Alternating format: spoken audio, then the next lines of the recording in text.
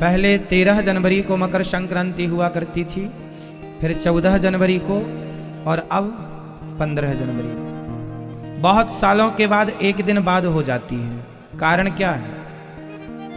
हमारे सनातन धर्म का साइंस कितना परफेक्ट है, गणित कितनी परफेक्ट है।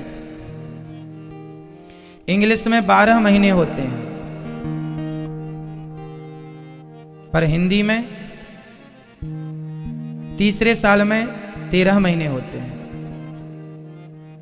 जिसे पुरुषोत्तम महीना कहा जाता, जो कि इस बार 2023 में आ रहा है। तो ये जो एक महीना बढ़ गया, ये कैसे बढ़ता है? कभी कभी आपने देखा होगा तिथि की हानि हो जाती है। एकादशी के बाद थोड़ी देर के लिए द्वादशी होती है और सीधा त्रयोदशी आ जाती है। तिथि की जो हानि हुई, वह जो एक दिन घट गया, वह एक दिन जाके अधिक मास में जुड़ जाता है। साल भर में जो घंटे, मिनट, सेकंड घटते बढ़ते हैं, उनको ले जाके एक अलग माह में रखा जाता है। ये अनादि समय से ये परंपरा हमारे सनातन धर्म की है। कितना परफेक्ट गणित है कि एक एक मिनट को निकाल लिया जाता है यदि वो तिथि की हानि हो रही है। मतलब कितनी बारीक निगाहें हैं। उस जमाने में तो सैटेलाइट नहीं थी, फिर भी देखो किस प्रकार से ध्यान रखा जाता था कि ये तिथि इस दिन हानि हो रही है, इस तिथि की, ये तिथि घट रही है, ये तिथि बढ़ रही है। उस सारी तिथियों को नजर रखी जाती है। कौन सी तिथि कितने घंटे घटी, कौन सी तिथि कितने घंटे बढ़ी। जो घटी तो वो जाके कहाँ पूरी होगी, वो जाके पुरुषोत्तम 3 साल में फिर वो पूरा चक्कर लग जाता है। तो वही तिथियों के छोटे थोड़े मिनट घंटे के घट बढ़ क्रम को ये एक एक दिन मकर संक्रांति क्यों मनाई जाती है? मकर संक्रांति से ही सूर्य भगवान उत्तरायण होते हैं, मकर राशि में प्रवेश करते हैं। मकर संक्रांति के दिन ही भीष्म पितामह ने अपने प्राणों का त्याग किया था, क्योंकि उस समय सूर्य दक्षिणायन थे ना। सूर्य उत्तरायण कब से होते हैं? मकर से। जब सूर्य मकर राशि में स्थित हो जाते हैं तब मकर संक्रांति पर्व मनाया जाता है। और इस दिन भीष्म पितामह ने अपने प्राणों को भगवान के चरणों में अपनी बुद्धि को समर्पित किए, पहला। दूसरा, मकर संक्रांति के दिन, मतलब मकर संक्रांति के दिन ही भगीरथ जी ने तपस्या की और गंगा मैया जब भगवान शिव ने उन्हें जटाओं से छोड़ी तो भगीरथ जी के साथ गंगा जी गंगोत्री से निकलकर गंगा सागर में मकर संक्रांति के दिन ही गंगा सागर से मिली थीं। इसलिए बाकी तीर्थ बार गंगा सागर, आज का ये त्योहार मकर संक्रांति का, यह गंगा सागर स्नान करने का, कपिल भगवान के दर्शन करने का है। अब देखिए, अब इसे हमारे ऋषि मुनियों ने, हमारे बड़े बुजुर्गों ने इस पावन से त्योहार को एक साइंस से जोड़ रखा है। इस मकर में तिल से स्नान करने का, तिल के लड्डू खाने का विधान है। बताओ, मकर संक्रांति को तिल खाने का क्या साइंटिफिक रीजन है? क्या हमारे बड़े बुजुर्ग पागल थे? यदि पढ़े लिखे थे, समझदार थे, तो क्या मैसेज देना चाहा उन्होंने? बताइए तिल की तासीर कैसी होती है? तिल का स्वभाव कैसा होता है? तिल बोलो, कैसी होती है तिल? गरम। सफेद तिल में, व्हाइट तिल में सबसे ज्यादा कैल्शियम होता है। ब्लैक तिल में भी होता है कैल्शियम, पर व्हाइट तिल में सबसे ज्यादा क्या होता है? कैल्शियम होता है। और तिल की तासीर कैसी होती है? गरम। और माघ का महीना चल रहा, मकर संक्रांति, ठंडा है, तो ठंडे मौसम में गरम तिल गुड़ के साथ खाने का विधान है। गुड़ भी गरम, तिल भी गरम, ताकि आप सर्दी से बचें और आपका शरीर स्वस्थ रहे। एक त्योहार से आपके स्वास्थ्य को साइंटिफिक जोड़ रखा है। हमारे हर त्योहार में कुछ ना कुछ खाने का विधान है, और सब कुछ ऐसे खाने का नहीं है, विशेष खाने का है। ऐसा नहीं है कि ऐसे ही हो गया ना, कारण तिल गर्म होती है। और अक्सर आपने देखा होगा सर्दियों में सूर्य भगवान का दर्शन कम होता है, मतलब बॉडी में सूर्य भगवान की किरण कम पड़ती है, तो विटामिन डी और कैल्शियम की मात्रा हो जाती है शरीर में कम। सर्दी में सूर्य भगवान छिपे रहते हैं, कहीं कोहरा है, कहीं कुछ मौसम बदल रहा है, तो सूर्य भगवान का दर्शन कम होता है। कहीं कहीं तो सूर्य भगवान हफ्ते हफ्ते नहीं दर्शन हो पाते। तो हमारे शरीर में सूर्य का प्रकाश ना पड़ने से विटामिन डी की कमी हो जाती है। विटामिन डी घटा तो कैल्शियम घट गया। बोलो हाँ या ना भाई? विटामिन डी घटा तो कैल्शियम घटा। इसलिए हमारे ऋषि मुनियों ने इस माघ के महीने में तिल खाने का विधान रखा कि आप तिल खाओ। तिल खाएंगे तो आपका कैल्शियम लेवल बढ़ेगा और आप स्वस्थ रहेंगे, और आपको सर्दी इत्यादि से तिल बचाएगी। आपका शरीर स्वस्थ रहेगा, शरीर की हड्डियों को भरपूर नमी प्राप्त हो जाएगी, कैल्शियम प्राप्त हो जाएगा। तिल का तेल भी होता है, जो तिल का तेल होता है वो हड्डी के लिए बहुत बहुत लाभदायक होता है। आप में से कोई मेडिकल साइंस जानता हो थोड़ा बहुत तो समझे। हड्डियों के लिए सबसे बेस्ट तेल कौन सा है? तिल का तेल। तिल के तेल की मालिश करने से हड्डियां स्ट्रांग होती हैं, मजबूत होती हैं। तो ये जो हम कह रहे हैं हजारों साल पहले से हमारे ऋषि मुनियों ने, ये मतलब कितने पढ़े लिखे थे ना हमारे ऋषि मुनि, कितना साइंटिफिक है ना हमारा सनातन धर्म। एक बात और है, बताओ मकर संक्रांति के दिन से क्या होता है? मकर संक्रांति के दिन से प्रकृति भी बदलती है, मौसम में बदलाव होता है। बताओ क्या बदलाव होता है?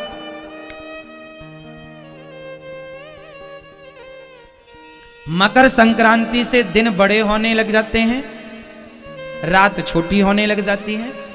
और एक चीज, मकर संक्रांति से सर्दी को हम लोग विदा कर रहे होते हैं। धीरे धीरे सर्दी अब कम होने लग जाएगी। आपने देखा मकर संक्रांति आते ही मौसम में बदलाव आप महसूस कर रहे हैं। आज से 10 दिन पहले कितनी ज्यादा सर्दी थी, 5-7 दिन पहले भी बहुत सर्दी थी, पर देखो धीरे धीरे मतलब हमारे ऋषि मुनियों ने एक एक चीज को पकड़ा है कि इस दिन से देखो परिवर्तन है। दिन बड़ा होने लगा, रात छोटी होने लगी। वैसे 25 दिसंबर से ही दिन बड़े होने लग जाते हैं, पर वह बड़ा दिन मिनटों में होता है। कुछ मिनट, कुछ सेकंड से वो स्टार्ट हो जाता है, प्रक्रिया वहां से प्रोसेस शुरू हो जाता है। बट आज से विशेष परिवर्तन हुआ, इसलिए मकर संक्रांति। तो मकर संक्रांति में स्नान दान की बड़ी महिमा है। मकर संक्रांति में तिल के लड्डू बना करके दान करने की महिमा है। मकर संक्रांति में गरीबों को भोजन, कंबल और जो आपकी श्रद्धा हो दान पुण्य करने का, अन्न दान का बड़ा महत्व है। इसलिए मकर संक्रांति के दिन आपको जरूर अपने घर से कुछ ना कुछ धन धर्म के लिए निकालना चाहिए। मकर संक्रांति, सूर्य भगवान मकर राशि में प्रवेश कर रहे हैं मकर संक्रांति को। उस दिन एक बहुत अच्छी आप साइंटिफिक बात करूंगा मैं। साल में एक दिन मकर संक्रांति को आप देखेंगे कि साल में एक दिन के लिए समुद्र अपनी जगह खाली कर देता है। आपको पता है, ये सुना आप लोगों ने? गंगा सागर का नाम सुना होगा। गंगा सागर में साल में ओनली एक दिन के लिए समुद्र जगह खाली करते हैं। आज भी वहां पानी है, कल भी पानी भर जाएगा, सिर्फ मकर संक्रांति के दिन वो जगह खाली हो जाएगी। कपिल भगवान जी का दर्शन करने के लिए, जाने के लिए वो जगह खाली होती है। तो प्रकृति कोई तो है से संतुलित करने वाला, चलो भैया 14 जनवरी आ गई, चलो खाली करो, समुद्र खाली कर देते हैं। पानी जहां खूब पानी होता है, पानी खत्म हो जाता वहां से। साइंस परेशान है कि जाता कहां है पानी, एक दिन बाद फिर आ जाएगा वापस, एक दिन पहले भी पानी रहेगा, कभी देखना साइंस के पास उत्तर नहीं है, क्योंकि हमारी श्रद्धा लाखों साल पुरानी है, साइंस तो आज पैदा हुआ है ना साहब। इसलिए ईश्वर सत्य, संसार बदल रहा है। अब आप बदलाव को सत्य मान रहे हैं कि अच्छा ये बदलाव हो रहा, तो सत्य ना, बदलाव हो रहा है मतलब ये झूठा है इसलिए बदल रहा है, सत्य तो बदल ही नहीं सकता, क्योंकि झूठे आदमी के बयान बदलते हैं, सच्चे आदमी के बयान नहीं बदलते। तो बदलाव हमेशा झूठी चीजों में होता है, इसलिए संसार को झूठा कहा गया, क्योंकि संसार बदल रहा। आप झूठे क्यों हैं? आप सच्चे हैं कि झूठे हैं? आप झूठे हैं क्यों? हम झूठे हैं क्यों? क्योंकि हम बदल रहे हैं। हम माँ के पेट से आए थे, इतने से थे, फिर इतने बड़े हुए, इतने बड़े। हमारे देखो पहले छोटे से हाथ थे, छोटे से पाँव थे, हमारे कपड़े छोटे छोटे थे, अब बड़े कपड़े लग रहे हैं। हम बदल रहे हैं, समय के साथ साथ बदल रहे, समय भी बदल रहा है, हम भी बदल रहे हैं। देखो अब इसी पंडाल में 2 महीने पहले कितनी गर्मी थी, अब देखो 2 महीने बाद इसी पंडाल में कितना ठंडा मौसम हो गया। क्यों मेरी माँ? 2 महीने पहले आप में से किसी ने ये शॉल वॉल नहीं ओढ़ रखी थी, इतने स्वेटर वगैरह ना पहन रखी थी, है ना? 2 महीने पहले आप स्वेटर पहन के घूमते तो लोग पागल कहते हैं। और आज यदि कोई केवल बनियान बस पहन के घूम के पूरे कपड़े उतार दे, बनियान बस पहन के बाजार में चले तो लोग कहेंगे पागल हो गया। लो अरे मोटे कपड़े पहन ले भाई, ठंडी का मौसम है। तो देखो तुम भी वही हो, हम भी वही हैं, ये जगह भी वही है, पर आपके कुछ कपड़े पहले अंदर थे, वही कपड़े अब बाहर हो गए। तो ये परिवर्तन है, और ये परिवर्तन तो है, पर ये परिवर्तन सत्य नहीं है। ठंडी है, सत्य नहीं है, क्योंकि 2 महीने बाद चली जाएगी। सत्य होती तो टिकी रहे। ना गर्मी सत्य है, वो भी चली जाती, ना बारिश सत्य है। प्रकृति परिवर्तनशील है, और परिवर्तन को हम सत्य नहीं मानते। हम उसे सत्य मानते हैं जिसमें कभी कोई परिवर्तन ना हो। और आज तक परिवर्तन, यहां तक कि आकाश गंगा अंतरिक्ष में भी परिवर्तन स्लोली स्लोली हो रहा है। आप में और हम में परिवर्तन, नदियों में, समुद्र में। आपको पता है समुद्र का दायरा पहले से कम हुआ है या बढ़ा है ना? ग्लेशियर पिघल रहे हैं तो स्वाभाविक है समुद्र अपना एरिया, अपना स्तर बढ़ा रहा है। तो कहीं पे बढ़ा रहा तो कहीं पे कम भी कर रहा है। तो परिवर्तन समुद्र में है, हाँ, बट स्लोली, धीरे धीरे। नदियों का देख लीजिए, आज के 50 साल पहले जो नदी जहां थी, आज 50 साल बाद वो वहां नहीं है, आउट हो चुकी है। यमुना जी, जब आप परिक्रमा लगाते हैं ना, तो पहले यमुना जी परिक्रमा मार्ग में बहती थी, अब परिक्रमा मार्ग से कितने फीट दूर चली गई। और ये एक नदी की बात नहीं है, सारी नदियां पहले वो कहां थी, अब कहां, उनका कटाव पहले कहां था, अब कहां है। पहले वो कहां तक आती थी, अब कहां तक है। पहले वो कितनी विशाल हुआ करती थी, अब कितनी छोटी हो गई है। पहले वो कितनी शुद्ध होती थी, अब कितनी गंदी हो गई है। परिवर्तन, ये परिवर्तन है प्रकृति में, इसलिए इस परिवर्तन को हम सत्य नहीं मानते। ये परिवर्तन है, और ये प्रकृति का नियम ही परिवर्तन है। ये प्रकृति का नियम है, एक्चुअली तो नियम है। अच्छा ये बताओ, अब ये सारा परिवर्तन कर कौन रहा है? करा किसके माध्यम से ये प्रकृति में परिवर्तन हो रहा है? किसके इशारों पर सूर्य चल रहे हैं, किसके इशारों पर दिन होता है, किसके सारे पर रात हो जाती है, किसके सारे पर बारिश और किसके सारे पर सर्दी और गर्मी होती है। ये फिलॉसफी जब आप पढ़ेंगे तो बहुत गहराई में उतरना पड़ेगा, समझिएगा। ये जो प्रकृति है, कोई तो होगा इसे मेंटेन करने वाला। क्यों? यदि प्रकृति है, परिवर्तन हो रहा है, समय से दिन, समय से रात हो रही है। आज 25 दिसंबर है, आज हम आज के दिन को बड़े दिन के नाम से भी जानते हैं। आज से बड़े दिन चालू होते हैं। 5 मिनट सूर्य भगवान आज से लेट, है ना, उदय और अस्त में हल्का सा अंतर आ जाता है। तो आज से दिन बड़े होने लगे, अभी तक दिन छोटे थे। अभी आप देखते कितने जल्दी 5:30 बजे ही अंधेरा सा, 5:30 पौने 6 बजे ही अंधेरा सा हो जाता है, जबकि गर्मियों में 7 बजे तक प्रकाश रहता है। देखा आपने? तो ये छोटे दिन हैं, पर आज 25 दिसंबर से बड़े दिन स्टार्ट हो रहे हैं। अब ये देखिए, बड़े दिन में भी परिवर्तन है, छोटा बड़ा, ऋतुओं में भी परिवर्तन है। इसका मतलब अब ये बताइए, ये सारा मैनेजमेंट बनाया किसने होगा, निकाला किसने होगा? आज से दिन बड़े कैसे पता लगता होगा? हमें और आपको तो पता नहीं लग रहा है कि भाई सूर्य भगवान आए चले गए, कितने मिनट लेट आए, कितने मिनट लेट अस्त हुए। इतना बारीक गणित किसने निकाला होगा? हमारे ऋषि मुनियों ने तो निकाल के दिया है साहब। इसलिए नासा के पास जो ज्ञान आज है, सोवियत संघ के पास जो ज्ञान आज है, इनसे करोड़ों गुना ज्यादा ज्ञान हमारे ऋषि मुनियों के पास हजारों सालों से मौजूद है। किसका ज्ञान? सूर्य के उदय का ज्ञान, अस्त का ज्ञान, टाइमिंग, किस तारीख को कितने बज के कितने मिनट पर सूर्य ग्रहण पड़ेगा, ये हमारे ऋषि मुनि पंचांग में आप मिल जाएगा। सैकड़ों साल पहले, जब नासा का गठन नहीं हुआ था तब। नासा का गठन कब हुआ? अभी नासा को पूरे 100 साल कहाँ कहो साहब, 70 साल भी नहीं हुए अभी तो नासा को। आप देख लीजिएगा, 100 साल के अंदर की कहानियां सिमट जाएंगी सबकी। हाँ या ना? हमारे यहां अब ये बताओ, सूर्य ग्रहण चंद्र ग्रहण क्या 100 साल पहले नहीं पड़ता था? तो फिर नासा तो था नहीं, सोवियत संघ तो था नहीं,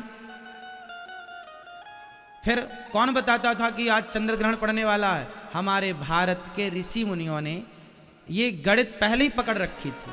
हमसे दुनिया ने ली है, हमसे दुनिया ने ली है, ये गणित हमसे ली गई है। इसलिए आर्यभट्ट जैसे महापुरुष यहां पैदा होते हैं। तो दुनिया को गिनती गिनाना हमने सिखाया है।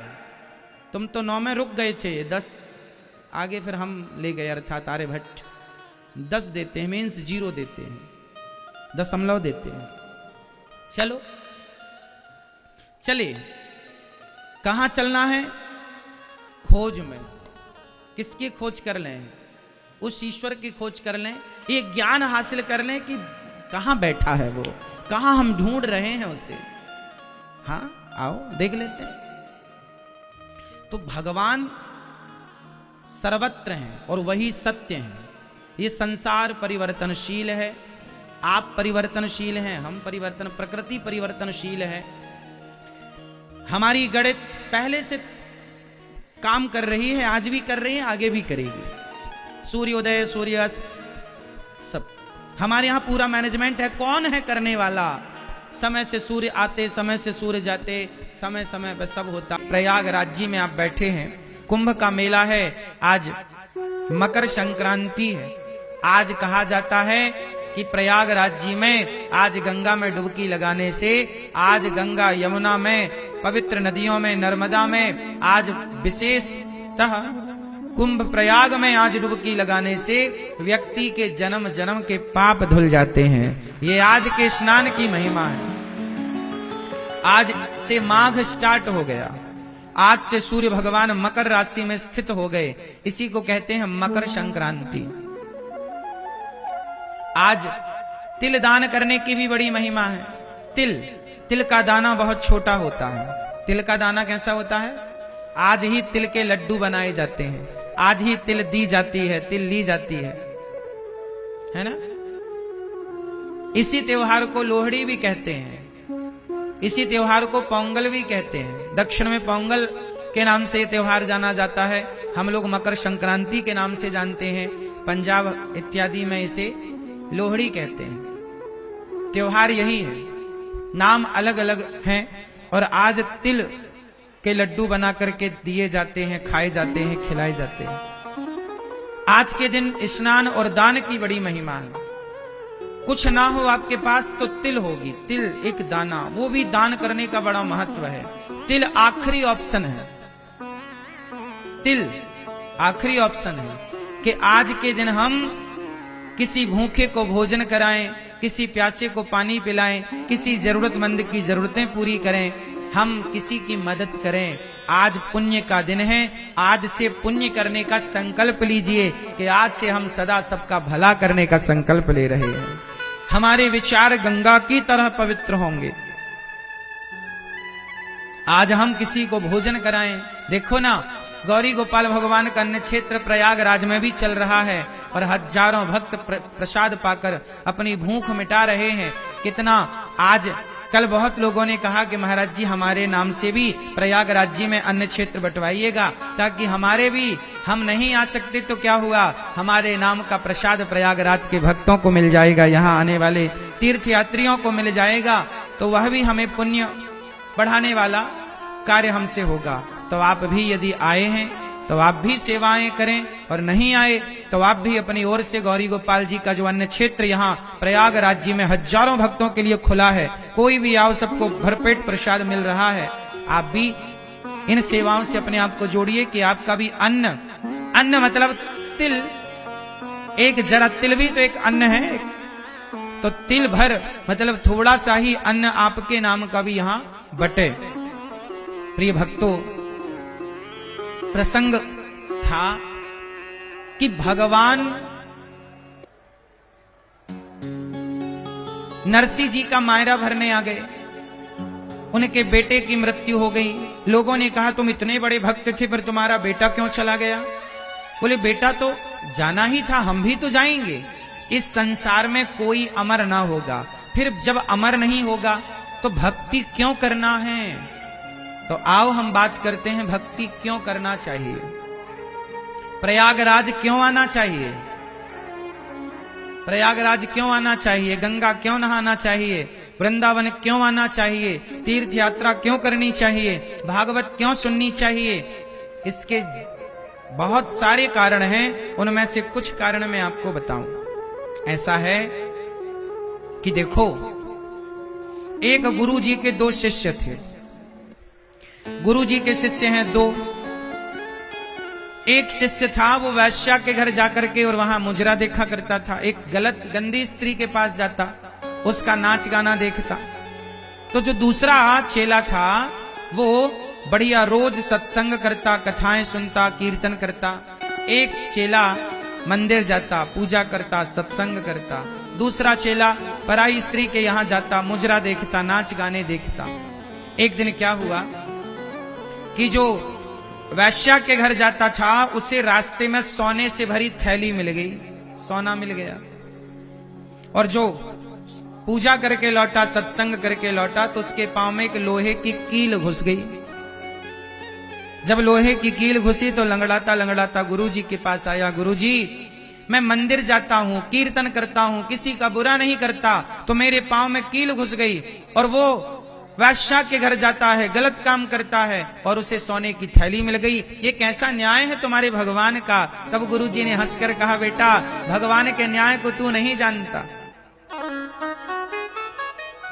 भगवान के न्याय को भगवान ही जान सकते हैं। कैसा न्याय है गुरुजी?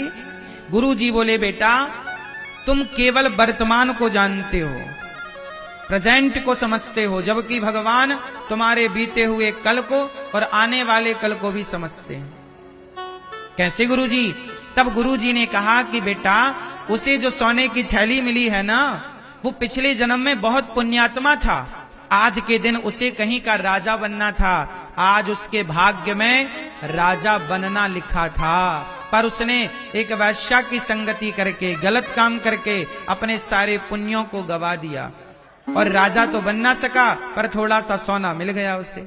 मिलना था खजाने बड़े बड़े, लेकिन पाप किया इस जन्म में तो उसके बहुत सारे पुण्य नष्ट हो गए और जरा से पुण्य रह गए। इतना सा सोना मिला है, जबकि आज उसे क्या बनना था? राजा। और जो तुम हो ना, आज तुम्हारी जीवन लीला समाप्त होने वाली थी, आज तुम्हारी मृत्यु होने वाली थी, पर तुम भगवान के भक्त हो, तो भगवान ने तुम्हारी भक्ति को देखकर, तुम्हारी शरणागति स्वीकार करके, तुम्हारी मृत्यु को भगवान ने कृपा करके एक लोहे की कील में तब्दील कर दिया। जरा सा तुम्हें चोट लगी, जरा सा तुम्हें ठोकर लगा और तुम्हारी मृत्यु बदल गई। यदि आपके जीवन में थोड़ा संकट आए तो समझ लिया करो कि संकट तो बहुत बड़ा आने वाला था, पर जो तुमने कुंभ स्नान कर लिया, जो तुमने पुण्य कर लिए, उस पुण्य से तुम्हारे संकट जरा सा होकर के गुजर गए, छू करके निकल गए, टच करके निकल गए। हाँ या ना? तो भक्ति का हमें फल मिलता ही मिलता है, निश्चिंत रहिएगा। अच्छा बताओ, द्रौपदी ने भगवान कृष्ण की कलाई में अपनी साड़ी के पल्लू को फाड़कर कुछ हिस्सा ही तो बांधा था, कुछ धागे ही तो बांधे थे। हाँ या ना? धागा बांध दिया ना द्रौपदी ने। कन्हैया की जब कलाई पर चोट लगी तो तुरंत द्रौपदी ने साड़ी फाड़ी और कन्हैया की कलाई पर लपेट दिया। कन्हैया ने कहा, बहन तुमने अपनी महंगी साड़ी मेरी कलाई के बहते खून को रोकने के लिए बांधी है। यदि तुम्हारे जीवन में कभी संकट आया तो जितने धागे तुमने मुझे दिए हैं बहना, एक एक धागे की कीमत चुकाने आऊंगा, जरूर मैं तुम्हारा ऋणी हो गया। देखो जरा, धागे की कीमत चुकाई कि नहीं? भगवान कभी किसी का ऋण लेते नहीं। यदि आप भगवान को कुछ देते हैं तो भगवान उसका सवाया कई गुना करके वापिस करते हैं। इसलिए कहता हूं कि जीवन में चाहे होनी होए अनहोनी होए, भगवान के आश्रित रहिएगा। ये सब खेल उसी का है। मेरा जीवन और मेरी मृत्यु किसके हाथ में है? बोलो। 6 चीजें भगवान के हाथ में होती हैं। कौन कौन सी? हानि लाभ जीवन मरण यश अपयश विधि हाथ। 6 चीजें भगवान के हाथ में है। हानि, बोलो हानि, बोलो हानि, लाभ, जीवन, मरण, यश, अपयश। किसके हाथ में है? भगवान के हाथ। इसलिए कहता हूं कि जीवन में हानि होए तो परेशान ना होइए। हानि उतनी ही होगी जितनी होनी है। लाभ कितना भी प्रयास कर लो, लाभ उतना ही होगा जितना विधि ने, विधाता ने तय कर रखा है। हानि लाभ ईश्वर के हाथ में। मेहनत आपके हाथ में, मेहनत तुम करो, तू कर्म कर, फल मैं दूंगा। कर्मण्येवाधिकारस्ते मां फलेषु कदाचन। तू कर्म कर, तेरे हाथ में कर्म है। फायदा कितना, नुकसान कितना, ईश्वर। हानि लाभ जीवन मरण, कितने साल का जीवन और कब मृत्यु होगी, ईश्वर के हाथ में। और यश, कितना आपका नाम होगा, कितना अपयश होगा। इसलिए अपने हाथ में कुछ है ही नहीं। अपने हाथ में बस एक काम है कि अच्छे काम करो, समाज की सेवा करो और दिन भर श्रीमन नारायण जपो, दिन भर सीताराम जपो, दिन भर भगवान का नाम। ये अपने हाथ में। दिन भर नाम जपो, कीर्तन करो, समाज के लिए अच्छा सोचो, सबके लिए अच्छा करो, बस। बाकी जो हो रहा है ये सब ईश्वर का खेल है। वो भेजे तो आए, वो बुलाए तो जाएं, हमारा कुछ भी नहीं है। हर हाल में खुश रहना चाहिए। कोई ताने मारे कि तुम इतने बड़े भक्त थे फिर तुम्हारे घर में ऐसा क्यों हो गया, भाई जमाने का काम है कहना।